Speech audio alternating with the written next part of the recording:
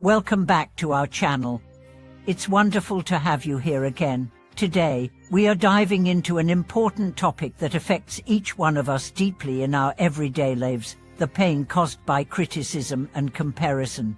You may have experienced it yourself, comparing your achievements to others, feeling inferior, or perhaps feeling the urge to criticize others to elevate your sense of self-worth. These habits, which are so ingrained in our culture, may seem harmless, even natural, but according to the wisdom of the revered Buddhist monk, Ajahn, they are actually the root of much of our suffering. Ajahn was known for his profound insights into the nature of the mind and his ability to distill deep spiritual teachings into practical, everyday wisdom. One of the core aspects of his teachings is that criticism and comparison, whether directed at others or oneself, only serve to perpetuate suffering. So, what is the connection between these behaviors and the pain we experience? And more importantly, how can we break free from these cycles and move toward peace and clarity?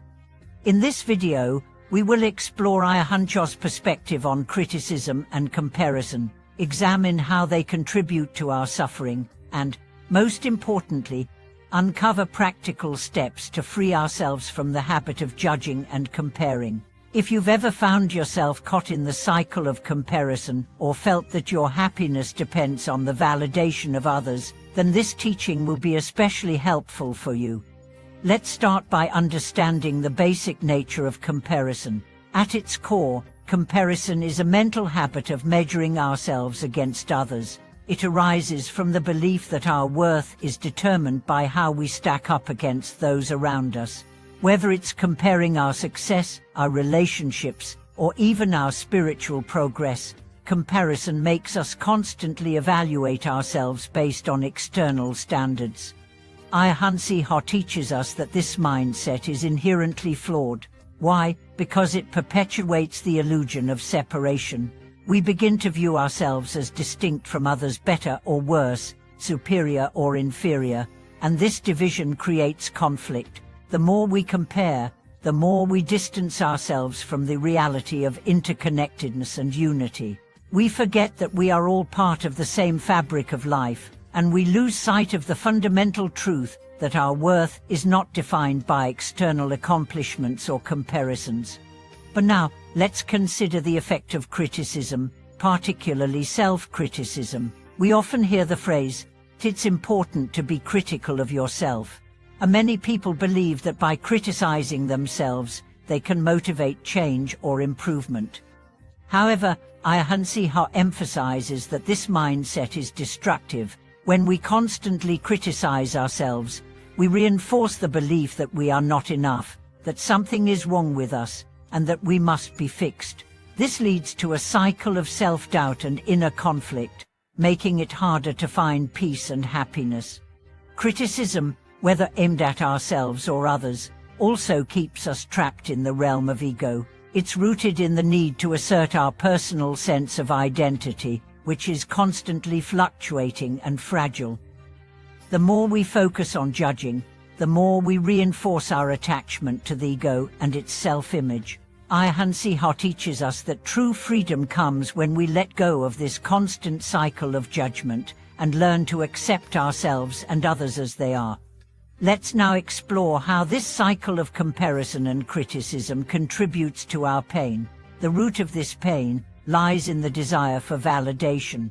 When we compare ourselves to others, we are essentially seeking approval. We want to feel that we are worthy, that we are enough. But the problem with this approach is that external validation is always fleeting.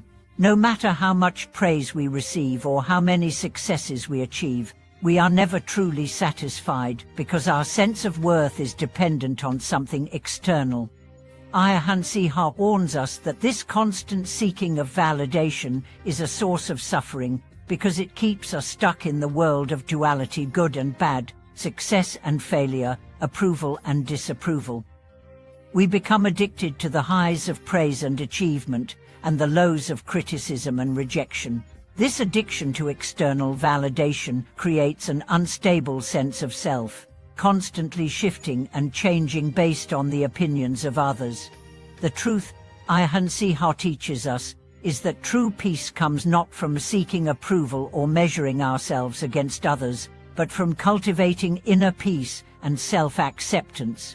When we stop comparing ourselves to others and stop criticizing ourselves for not being perfect, we free ourselves from the cycle of suffering. We begin to realize that we are enough, just as we are. Now that we understand the harmful effects of criticism and comparison, let's turn to Ajahn Chah's advice on how to break free from these habits. The first step is mindfulness, being aware of when the urge to compare or criticize arises. It's easy to fall into these patterns unconsciously, so developing the awareness to notice these thoughts is essential. Ajahn Chah often spoke about the importance of observing the mind without judgment. Instead of trying to control or suppress our thoughts, we should learn to watch them arise and pass away, like clouds in the sky. The next step is compassion toward ourselves and others. When we catch ourselves criticizing or comparing, instead of getting angry with ourselves, we can treat ourselves with kindness and understanding. We can recognize that these habits are simply part of the human condition, and we don't have to identify with them. By practicing compassion, we can create a space of acceptance where self-criticism and judgment no longer have power over us. Ajahn Chah also teaches the importance of letting go of the need to control or manipulate outcomes.